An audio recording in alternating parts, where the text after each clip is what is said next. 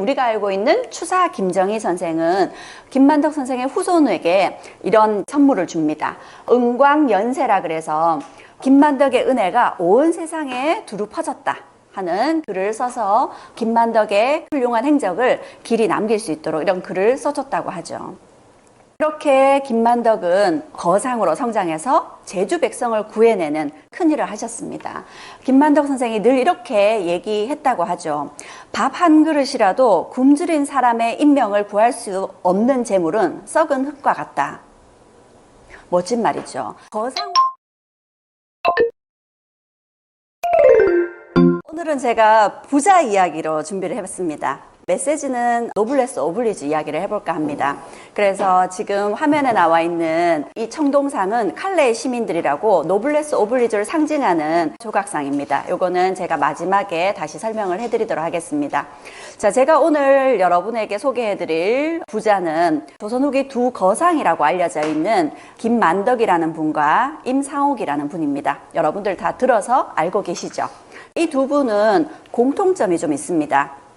이 두 분이 동시대를 사셨고요. 상업으로 큰 부를 형성하셨던 거상이시고요. 재밌는 것이 김만덕은 제주 여인이죠. 그래서 제주 출신이고요. 그러니까 우리 땅에서 보면 서남쪽 끝입니다. 그렇죠? 그리고 임상옥은 의주 출신의 의주 만상입니다. 그러니 서북쪽 끝이라고 보면 됩니다. 각각 서남쪽 끝에서 그리고 서북쪽 끝에서 조선 후기에 거상이 되셨던 분들이죠. 자, 이 두 분에 대해서 같이 살펴보겠습니다. 부자 이야기인데요. 서양에서는 이런 말이 있습니다. 부자가 천국에 가는 것은 낙타가 바늘구멍을 통과하는 것보다 더 어렵다라고 얘기를 하죠. 그래서 부자에 대해서 좀 긍정적이기보다는 부정적으로 보는 그런 시각을 나타냅니다. 동양에서도 마찬가지입니다. 특히 우리나라 같은 경우에는 산농공상이라 그래서 선비를 가장 존중을 하고요. 그리고 농사 짓는 사람들, 그리고 수공업자들, 그리고 상인들을 가장 천대했었습니다. 그러다 보니까 조선시대 내내 상업이 발달하기가 힘들었겠죠. 그리고 조선시대의 양반들에게는 이런 말이 있습니다. 양반은 손에 돈을 만지지 말아야 되고요. 그러면 양반은 손에 돈을 만지지 말아야 되니까 물건을 살 때는 어떻게 할까요? 하인이 있으면 하인을 대신 시켜서 물건값을 지불하게 합니다. 그런데 하인이 없으면요, 돈을 젓가락으로 집어서 준다고 합니다. 그 정도로 돈을 손에 쥐는 것을 굉장히 수치로 여겼던 거죠. 그 정도로 상업이 천대를 받았던 거죠. 그리고 양반은 쌀값을 묻지도 말아야 된다 했었습니다. 이렇게 조선시대 내내 상업이 천대받고 있던 그런 시기에 이 두 명의 상인들이 거상으로 성장을 했고요. 그리고 이분들이 노블레스 오블리주를 보여줬습니다. 그렇게 두 사람의 이야기를 해볼 텐데, 임상옥보다 조금 더 먼저 태어나신 누님 거상 김만덕에 대해서 먼저 이야기를 해볼까 합니다. 자, 제주 여인 김만덕. 김만덕은 원래는 제주의 양갓집 출신이었습니다. 양인 출신이었는데 어려서 12살에 부모님을 잃게 되면서 갑자기 고아가 된 거죠. 남자 형제들은 친척집에서 다 거두어졌습니다. 그런데 여자라는 이유로 친척집에서 거두어지지 못해서 결국 그 당시 제주의 관기가 기생이 수양딸로 삼았습니다. 그래서 기생으로서의 삶을 살아야 됐던 거죠. 그런데 이 김만덕이 20살이 넘어서면서 내가 직접 내 삶을 일구어 나가겠다 해서 나는 원래 관기 출신이 아니라 양인 출신이니 내 원래의 신분을 회복시켜달라. 제주 관청에 얘기를 해서 신분을 회복하게 됩니다. 그리고 그때부터는 주도적으로 살기 위해서 장사에 뛰어들게 됩니다. 그러면서 제주 여인 김만덕이 어떻게 거상으로 성장하게 됐는지 살펴보겠습니다. 김만덕이 거상으로 성장할 수 있었던 데에는 남들과 다른 전략이 있었겠죠. 바로 틈새 전략과 발상의 전환으로 거상으로 성장하게 됩니다. 어떤 이야기인지 좀 더 구체적으로 살펴보겠는데요. 이 김만덕은 객주라는 걸 차리게 됩니다. 이 객주는 상인들에게 숙박을 제공해 주기도 하고요. 그리고 돈을 빌려주는 금융업을 하기도 하고요. 물건을 맡아주는 보관업을 하기도 하는 그런 활동이 바로 객주의 역할이었습니다. 김만덕이 여기 제주의 가장 중심된 건입포구라는 배가 들어오는 그 길목에 바로 이런 객주를 차리게 된 거죠. 그리고 이 객주에서 상인들을 받고 이 상인들의 장사를 대행해 주기도 했었습니다. 그러면서 상인들이 어떻게 물건을 파는지를 잘 눈여겨봤겠죠. 김만덕의 장사 전략은 제주에 많은 것을 팔고 대신에 제주에 부족한 것, 우리에게 부족한 것을 사들인다. 이런 방법으로 장사를 하게 됩니다. 제주에 많은 게 뭘까요? 제주에 많은 게 말이죠. 그래서 말꼬리, 우리가 말총이라고 얘기를 하죠. 이 말총은 양반들의 갓을 만드는 주된 원료가 됩니다. 그래서 이런 제주 말총은 굉장히 육지에서는 귀하게 대접받던 거였습니다. 그래서 제주에서 갓을 많이 만들기도 했습니다. 제주에서 갓을 만들 때 이렇게 갓 테두리, 양태라고 얘기를 합니다. 이게 필요하겠죠. 그래서 이거는 대나무를 실처럼 가늘게 가공을 해서 만든다고 하죠. 그렇게 양반들의 사치품 중에 하나인 이런 갓을 만들어서 육지에 공급을 하고요. 또 제주에 많은 것이 사슴들이죠. 그래서 이렇게 녹용을 귀한 약재이기 때문에 이런 걸 또 팝니다. 그리고 제주에 유명한 것들이 이런 미역이라든지 그리고 전복 이런 것들을 육지에 내다 팔고요. 대신에 제주에서 살 수 없는 것들이 있죠. 특히 여자들의 사치품. 아무래도 이 김만덕이 기녀 생활을 했기 때문에 이런 여자들의 욕구, 여자들이 뭘 좋아하는지 그런 것들을 쉽게 읽을 수 있겠죠. 그래서 육지에서 이런 사치품들을 들여오게 됩니다. 그래서 이런 사치품들을 비싼 값에 팔 수 있었겠죠. 하지만 이런 걸 팔 때는 반드시 비싸게 팔기보다는 싸게 팔아서 대신에 많이 판다. 우리가 박리담회라고 얘기를 하죠. 예, 싸게 많이 파는 전략을 썼고요. 그리고 물건값은 많이 붙이지 않는 대신에 폭리를 취하지 않는 대신에 항상 적정 가격을 유지하면서 정가를 유지했다고 합니다. 그러니 거래하는 사람들하고 사이에서 당연히 신뢰가 쌓이겠죠. 뿐만 아니라 장사를 하는데 항상 신용으로 물건을 거래했다고 합니다.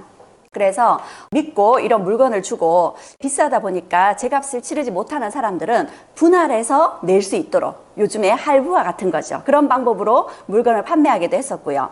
그리고 나중에 큰 상인으로 성장을 하면서 배를 육지로 보냅니다. 이 제주에서 나는 물건들을 실어서 육지로 보내면 간혹 배가 난파되는 경우도 있겠죠. 그런 경우에는 다시 또 물건을 실어서 다시 보내줬다고 하는 거죠. 나한테 손해가 생기더라도 이렇게 신용을 지키면서 장사를 했기 때문에 나날이 성장할 수 있었던 거죠. 그리고 어떤 것들을 수입을 하느냐? 제주에서는 쌀 농사가 안 됩니다. 제주는 현무암이 많죠. 물이 고여있지 않고 계속 빠지기 때문에 벼농사를 지을 수 없어서 쌀이 귀할 수밖에 없죠. 그리고 제주에서는 소금 생산이 안 된다고 합니다. 그래서 제주에 귀한 쌀과 소금을 대량으로 들여와서 장사의 규모를 더 크게 키우게 되고요. 그리고 이 당시가 18세기, 19세기로 조선에서는 이제 막 상업이 활기를 띠기 시작하던 때였습니다. 그래서 각 지역마다 오일장 같은 시장이 생겨나게 되고요. 그리고 강, 하구나 바다 쪽은 이제 많은 배들이 드나들면서 상업이 활성화되고 있던 시기였죠. 그래서 이제 직접 배를 이끌고 이런 상인들이 모여드는 포구에 가서 장사를 합니다. 그래서 주로 제주에서 배를 가면 이렇게 남해안에 있는 포구에 물건을 판매를 했던 거죠. 그러면 여기에서 다시 상인들이 물건을 사서 한양으로 실어 날라야 되겠죠. 아무래도 물건을 실어 나르는 데는 육지가 훨씬 기간도 많이 걸리고 비용도 많이 듭니다. 그래서 김만덕 선생은 다르게 생각을 한 거죠. 여기에 이 포구에도 물건을 실어 나르지만 오히려 좀 더 멀리 가는 겁니다. 배를 타고요. 그래서 좀 더 위쪽으로 올라가서 논산쯤에 있는 강경포구 이쪽까지 올라가게 되면 더 물건을 비싸게 팔 수 있는 거죠. 그런 방법으로 점점 이 상업의 영역을 넓혀가기 시작하는 거죠. 그러면서 무역을 독점하는 양이 넓어지게 되고 관청의 무역도 독점하게 되고 이러면서 거상으로 성장하게 됩니다. 그리고 이렇게 거상으로 성장할 수 있었던 데에는 기녀 생활을 하면서 또 많은 높은 벼슬에 있는 사람들과 인맥이 있었겠죠. 그런 사람들의 인맥과 그리고 그들에게 듣는 정보 이런 걸 통해서 당시 김만덕은 다른 상인들과 달리 물가가 언제 높고 언제 낮은지 이런 것들을 예측을 잘해서 적정 가격에 물건을 잘 살 수 있었고요. 그렇게 되면서 불과 10여 년 만에 큰 거상으로 성장을 할 수 있었던 겁니다. 김만덕이 바다로 나갔던 모습들을 보면 이 당시에 이 육지에서 제주까지 이 바다는 제주 사람들에게는 두려움의 대상이었고 큰 벽이었습니다. 그런데 김만덕은 이 바다를 기회로 활용한 거죠. 그러면서 이렇게 크게 성장할 수 있었던 겁니다.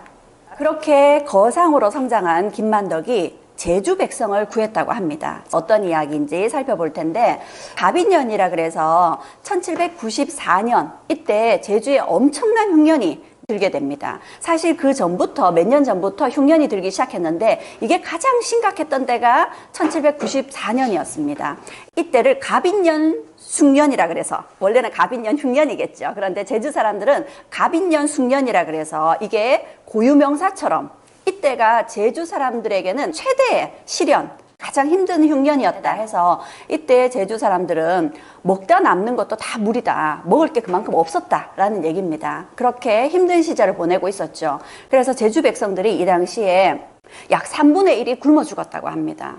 그러니 이제 제주에서 난리가 났죠. 그래서 육지에 임금에게 상소를 올립니다. 쌀을 보내달라고.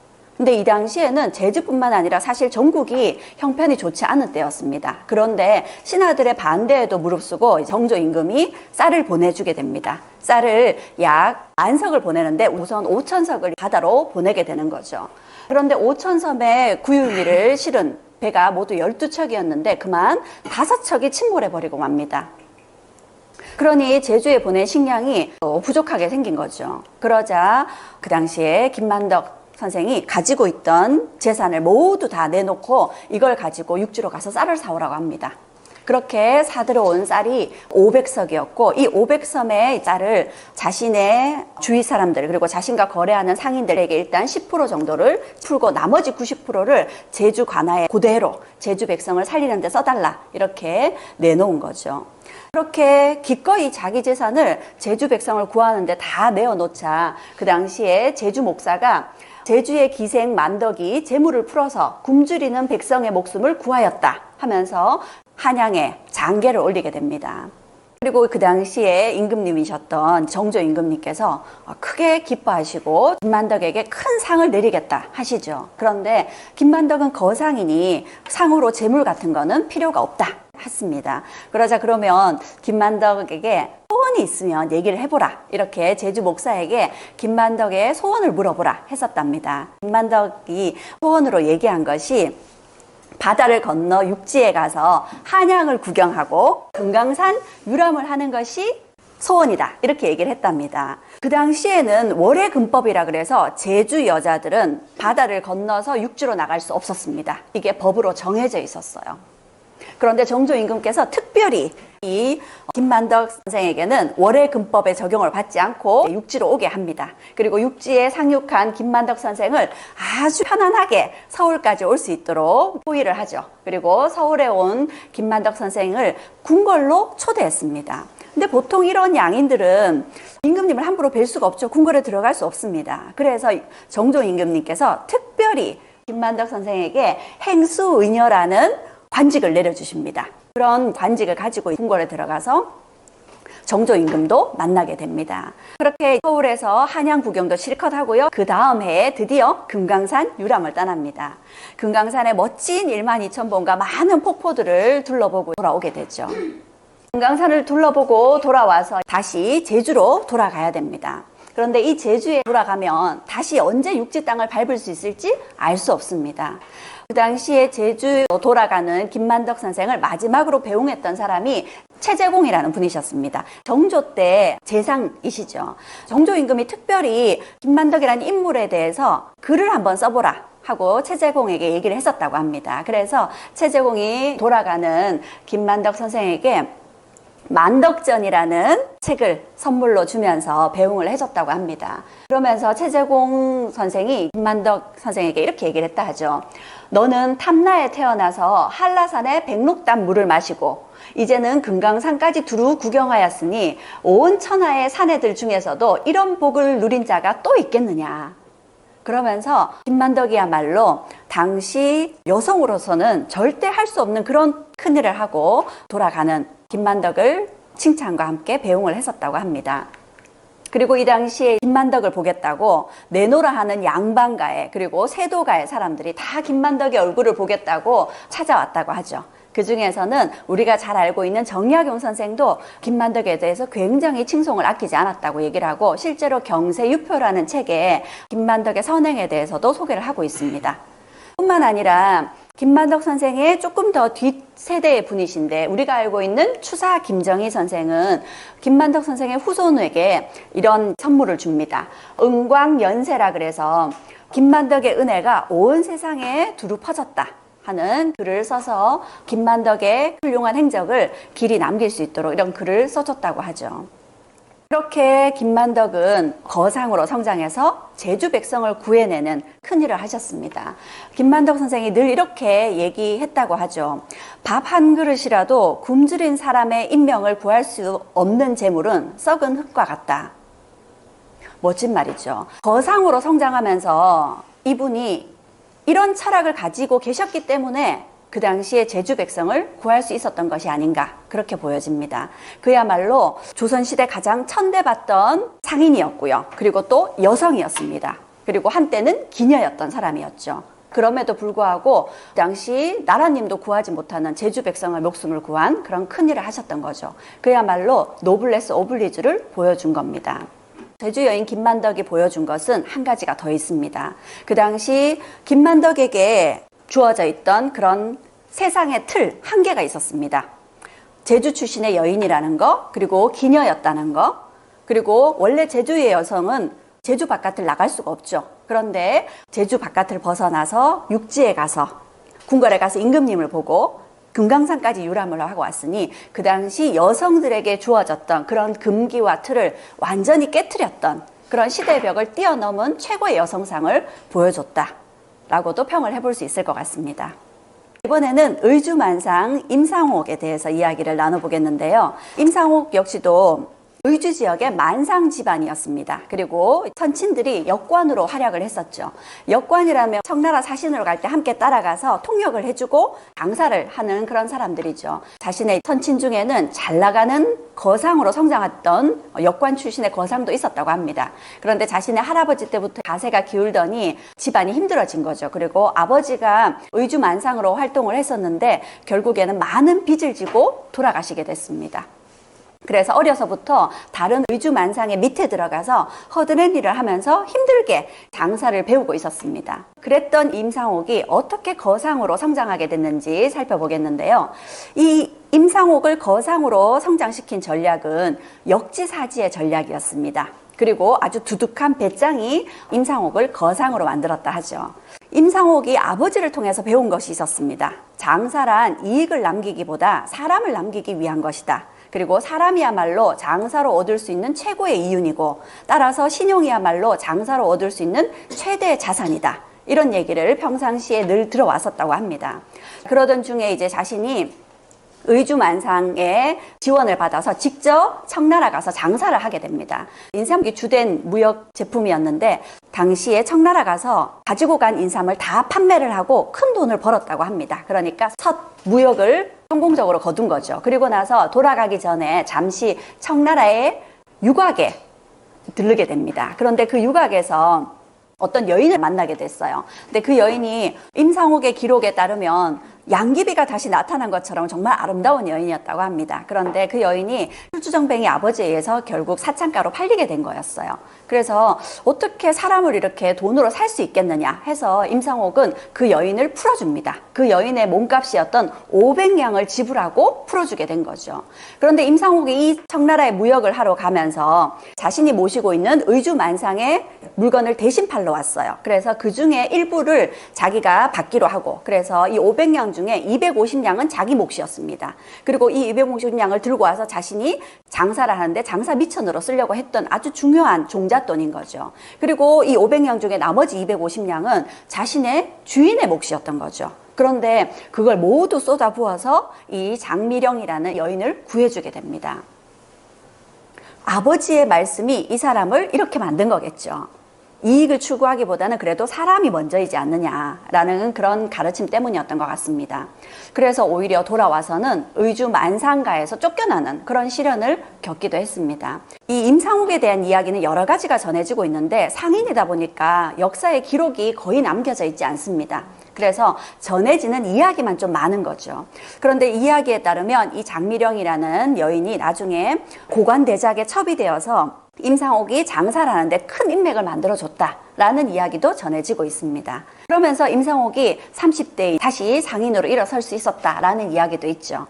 그런데 다른 이야기도 있습니다. 임상옥은 이런 생각을 가졌습니다. 작은 부자는 한 사람의 노력으로 이룰 수 있는 거지만 큰 부자는 나라의 도움이 있어야만 이룰 수 있는 법이다. 자신이 큰 부자가 되고 싶다면 어떤 나라의 도움을 받을 수 있는 인맥이 절실히 필요하겠죠. 그래서 그 당시에 임상옥이 누구하고 인맥을 쌓으면 좋을까 하던 차에 박종경이라는 사람이 있었는데, 이 사람이 순조의 어머니의 형제였습니다. 그래서 이 사람과 인맥을 만들면 좋겠다라는 생각에서 이제 이 사람에게 자신을 어필하려고 했어요. 마침 이 사람이 집에 초상이 났습니다. 그래서 임상옥이 이 집에 부의금을 보낸 거죠. 그런데 그 부의금을 무려 5,000냥을 보냅니다. 스케일이 어마어마한 거죠.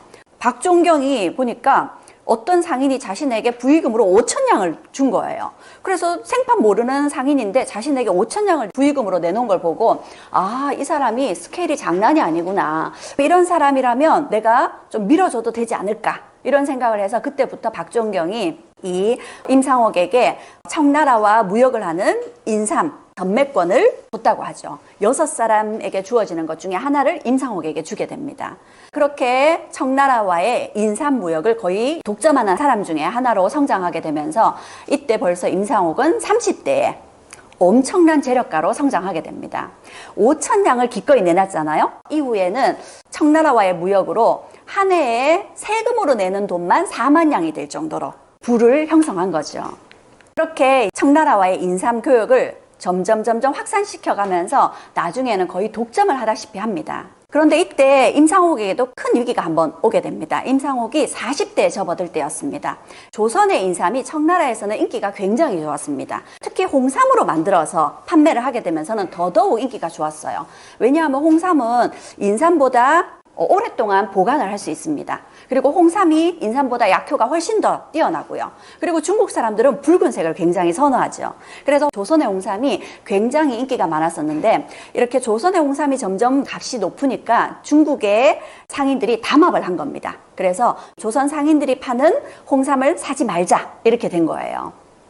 그런데 사실 중국 상인들도 중국에서는 홍삼이 중요한 약재이기 때문에 꼭 조선인들에게 사서 그들도 장사를 해야 됩니다. 그런데 조선 상인들의 약점이 뭐냐면 사신을 행렬을 따라서 장사를 하러 왔기 때문에 사신이 머무는 동안만 장사를 할 수 있거든요. 그러니 기한이 정해진 거죠. 그 기한 안에 팔아야 되는 겁니다.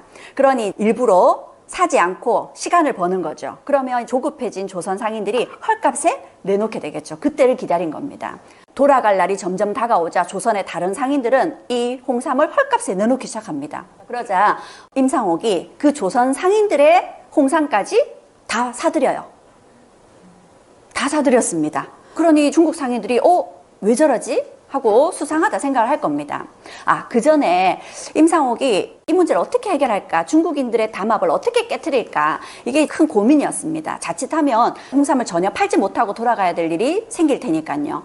그래서 자신이 평상시에 스승으로 여겼던 석송 스님이라고 계셨는데, 그분이 임상옥이 다시 장사를 시작한다 할 때 글자를 2글자를 적어줍니다. 종이에요. 어려움이 있을 때 그 종이를 펴보라 그랬었거든요. 그래서 하나를 펴봤더니 거기에 죽을 사자가 적혀 있었어요.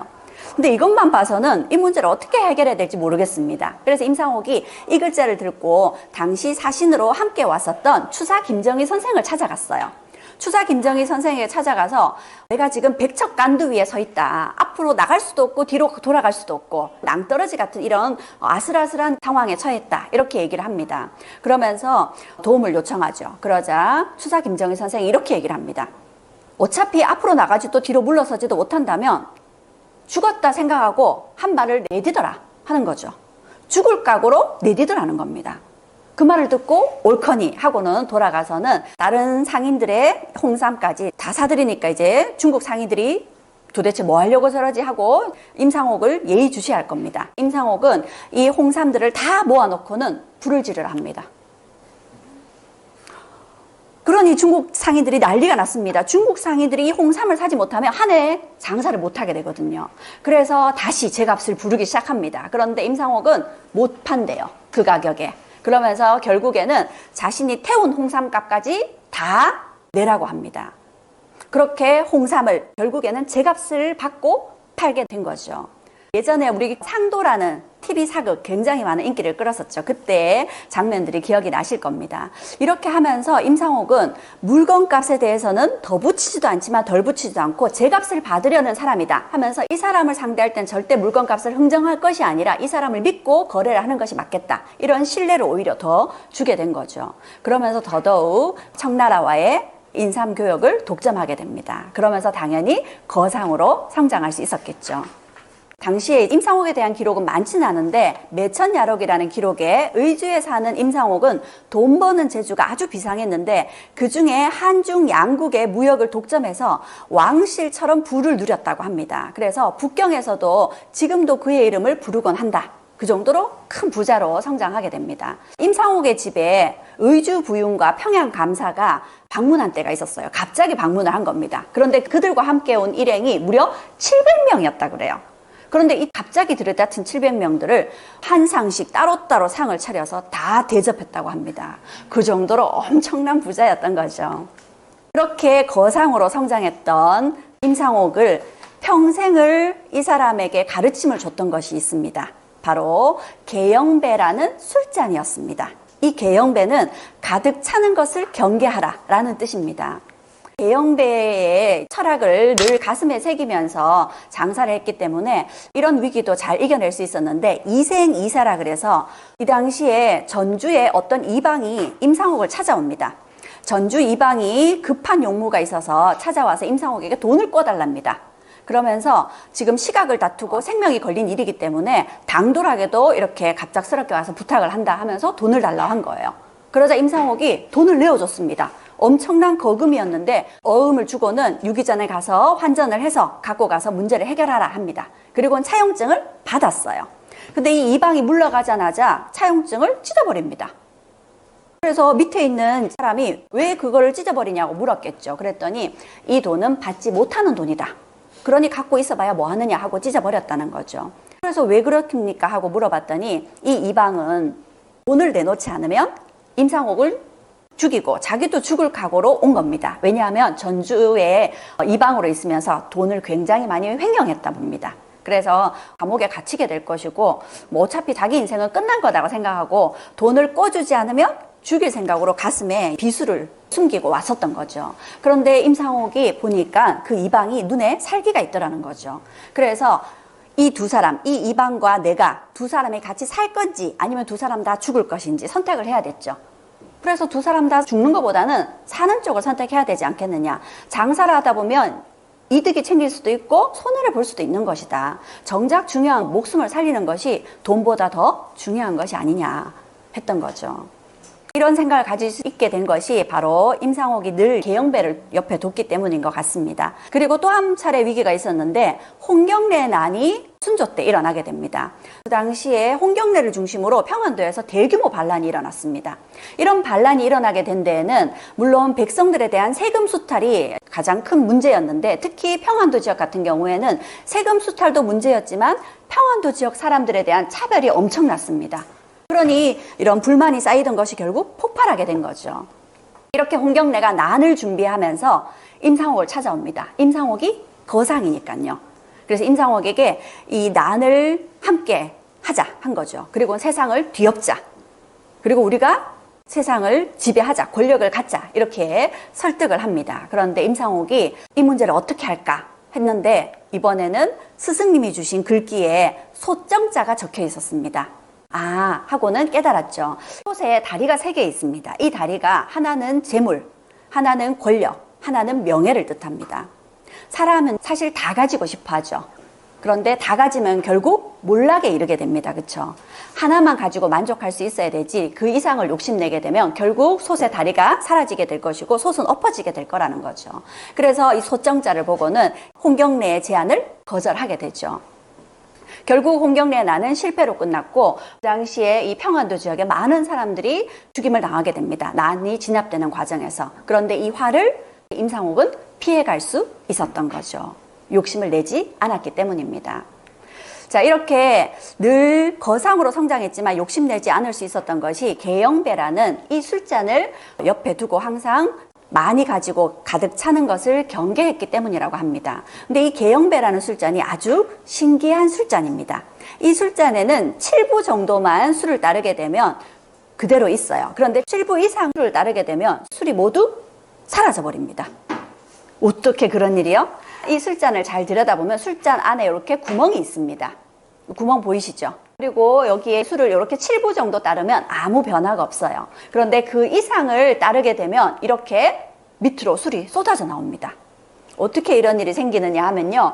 세면대나 변기에 보면 요렇게 돼 있죠.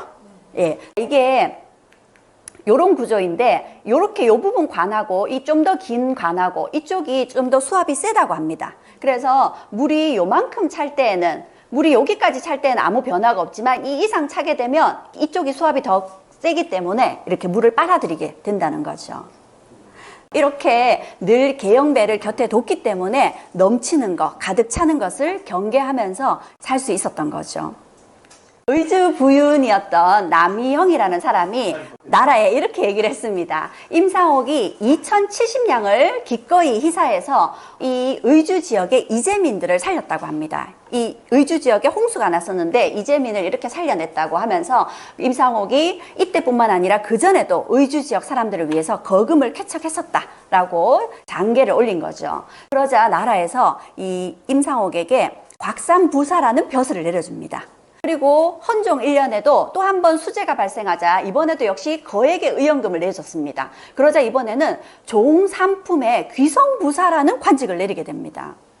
종삼품이면 엄청난 거거든요. 지금으로 얘기하면 차관급에 해당이 됩니다. 그러자 당시 비변사에서 반대합니다. 상인에게 이런 고위 벼슬을 줬으니 양반들은 배가 아프겠죠. 핑계는 인사고가가 좋지 않다라는 이유로 승진에 반대했고 결국 귀성부사의 승진은 없던 일이 돼버렸습니다. 이런 일을 겪으면서 임상옥은 관직 역시도 나에게는 욕심이다 하고 모든 걸 내려놓게 됩니다. 그리고는 벼슬에서 물러나서 오히려 빈민들을 구제하고 조용히 시를 쓰는 일로 여생을 보내게 되죠. 말년에는 자신과 함께 거래하던 사람 그리고 자신에게 빚을 지고 있는 사람들을 다 불러 모읍니다. 그리고 그들에게 빚을 갚지 않아도 좋다 하고는 차용 문서들을 다 불태워버립니다. 그리고 오히려 자신처럼 재물을 모으기보다는 함께 나눌 수 있는 장사를 하라 하면서 금덩이까지 떠앵겨서 보내줬다고 합니다. 왜 그러냐 했더니 어차피 빚이라는 것도 물에 불과한 것이다. 목마른 사람에게 물을 줬다고 어찌 이게 받을 빚이고 혹은 갚을 빚이라고 할 수 있겠느냐는 거죠. 그들이 없었다면 나 역시도 상인으로 성공을 거둘 수 없었을 것이다. 그러니 애초부터 이것은 내 것이 아닌 것을 그들에게 돌려주는 것일 뿐이다. 라고 하면서 재물은 물처럼 평등해야 하고 사람은 저울처럼 곧아야 한다. 라는 이야기를 했다 그러죠. 재물이 물과 같다 했습니다. 물은 잠시 가두어 둘 수는 있지만 영원히 가두어 둘 수 없습니다. 영원히 가두어 두게 되면 결국 썩게 되죠. 그리고 우리가 이렇게 흐르는 물을 손에 쥐면 잠시 손에 물이 있는 것 같지만 결국 이 물은 새어나가고 맙니다. 재물도 그와 같다는 거죠. 내 것이라고 생각하고 움켜쥐는 것 같지만 사실 그거는요. 결국에는 내게 아니라요. 재물이라는 건 때로는 나한테 왔다가 때로는 남에게 가는 거고 이렇게 물흐르듯이 흘러야 되는 거다. 라는 거죠. 그렇게 의주만상 임상옥은 거상으로 성장을 했고 계영배의 지혜를 우리에게도 이렇게 전해주고 있습니다. 지금까지 임상옥과 김만덕에 대해서 이야기를 나눠봤습니다. 이분들을 우리가 노블레스 오블리주라고 얘기를 해볼 수 있겠죠.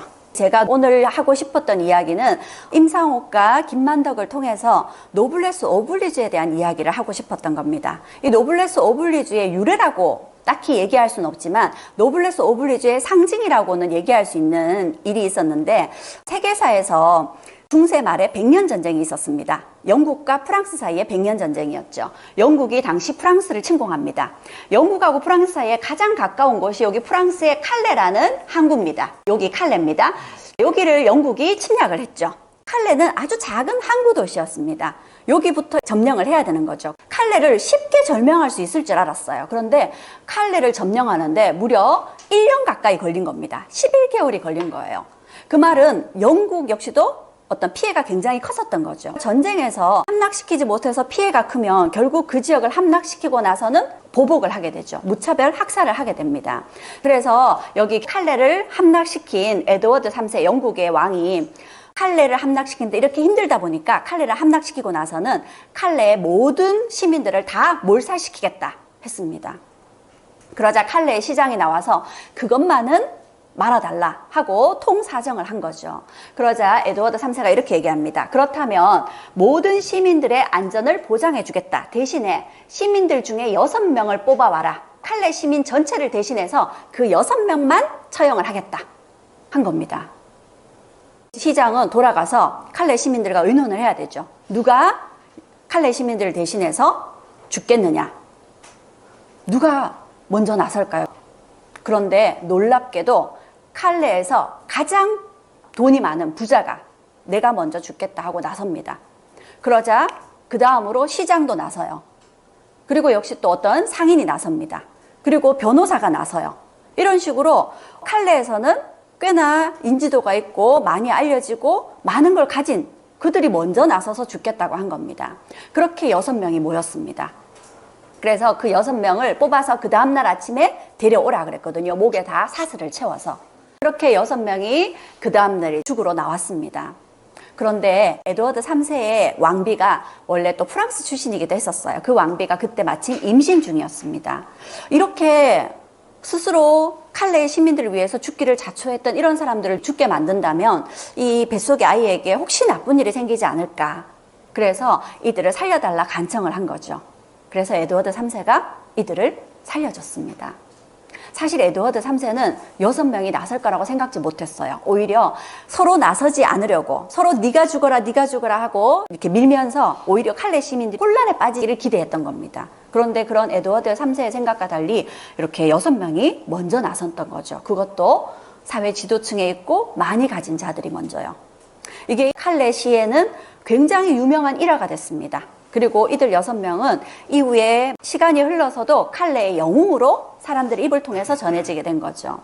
그래서 이 사람들이 칼레에겐 굉장한 자랑거리였습니다. 그래서 시간이 한참 지나고 나서 칼레의 시장이 이들 6명을 조각상으로 만들어서 상징적으로 놔두면 어떻겠느냐 이런 생각을 해서 당시 유명한 조각가에게 이 6명의 조각상을 부탁을 했습니다. 그 사람이 생각하는 사람 로댕입니다. 로댕에게 부탁을 했어요. 그래서 로댕이 정말 심혈을 기울여서 이 칼레 시민들이란 조각상을 만들었습니다. 그러면서 로댕이 제안했던 것은 이 칼레의 조각상은 사람들이 막 우러러 볼 수 있는 높은 곳에 절대 두지 말라. 그리고 사람들하고 눈높이를 같이 평지에 놔두라 하고 단서를 달고 이걸 만들어 줬습니다. 그런데 이 청동 조각상을 받고 보니까 굉장히 실망스러웠습니다. 칼레 시장을 비롯한 칼레 사람들은 이 6명이 영웅들이잖아요. 굉장히 비장하고 굉장히 멋있는 모습으로 조각이 되기를 기대했던 거죠. 그런데 실제 이들의 모습은 굉장히 슬픈 표정이고 일그러진 표정에 두려움에 가득 차 있고 굉장히 침울하고 이런 표정이었던 거죠. 전혀 영웅의 모습하고는 거리가 먼 것 같은. 그래서 칼레 시장을 비롯한 칼레 사람들은 이거를 사람들이 잘 보이는 광장에 세우기가 싫어진 겁니다. 그래서 칼레 한 귀퉁이에 이걸 세워뒀었습니다. 그런데 로댕이 이들의 조각상을 이렇게 만든 데는 이유가 있었습니다. 이 사람들은 목숨이 2개인 거 아니잖아요. 이들도 목숨이 아깝습니다. 이들도 죽음이 두려워요. 똑같이 목숨이 아깝고 죽는 것이 두려운 평범한 사람들입니다. 그런데 이들은 그럼에도 불구하고 기꺼이 죽기로 자청해서 나섰다라는 거죠. 그래서 그런 그들의 모습을 있는 그대로 보여주고자 한 겁니다.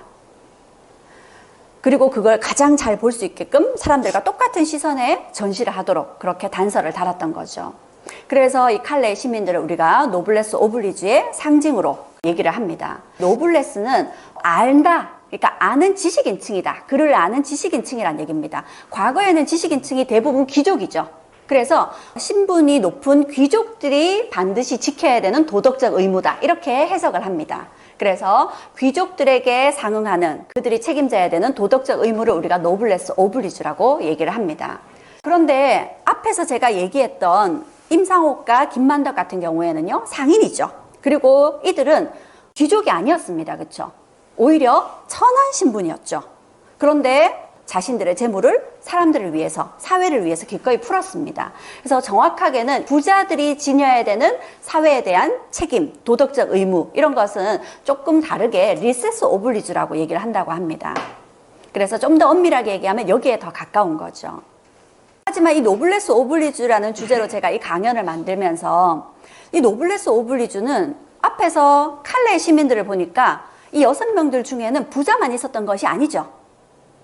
부자만 있었던 것이 아니라 여러 분야의 사람들이 기꺼이 그것도 돈을 낸 것이 아닙니다. 그렇죠? 목숨을 내놓은 겁니다. 목숨은 누구나 다 갖고 있는 거죠. 그렇다면 노블리스 오블리주는 특정한 사람들만 할 수 있는 것이 아니라 누구나 다 할 수 있는 게 아닐까요? 그래서 저는 이 칼레의 시민들처럼 이들도 똑같이 죽음이 두려웠던 사람들입니다. 그럼에도 불구하고 이들은 그들의 목숨을 내놓겠다 했던 거거든요. 그런 것처럼 우리도 역시 우리가 가지고 있는 거, 돈일 수도 있고 지식일 수도 있고 마음일 수도 있고 내가 가지고 있는 어떤 것이든지 물론 다 아깝겠지만 그럼에도 불구하고 함께 베풀면서 우리도 노블레스 오블리주 해보면 어떨까 싶습니다. 감사합니다.